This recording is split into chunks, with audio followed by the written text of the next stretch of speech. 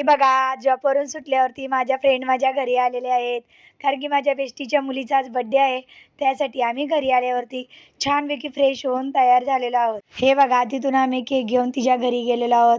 तिच्या घरी पोचल्यावरती तिने आम्हाला थंड असा ज्यूस दिलेला आहे. हे बघा, इथे आमची फ्रेंड दिव्या आलेली आहे. तिची क्यूटशी परी आहे. खूपच छान आहे. आम्हा सर्वांना खूप आवडली. नंतर आम्ही साराच्या बड्डेच्या डेकोरेशनची तयारी करत आहोत. हे बघा, डेकोरेशन खूप छान झालेलं आहे आणि ही बघा तिची फ्रेम बनवलेली आहे. आता आपण तिचा बड्डे सेलिब्रेट करणार आहोत. हे पहा, पुढे आहे तिचे मम्मी पप्पा आहेत आणि ती आहे.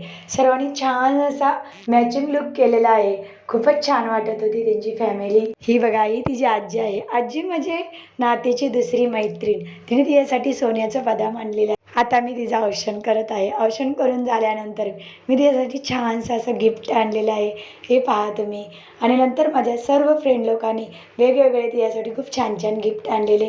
तिला खूप आवडले. सर्वांनी खूप फोटो काढले. आम्ही खूप धमाल मस्ती केली तिच्या बड्डेमध्ये. आमची फ्रेंड हर्षा, तिच्या सासूबाई आलेल्या आहेत. नंतर आम्ही सर्वजण जेवायला बसलो.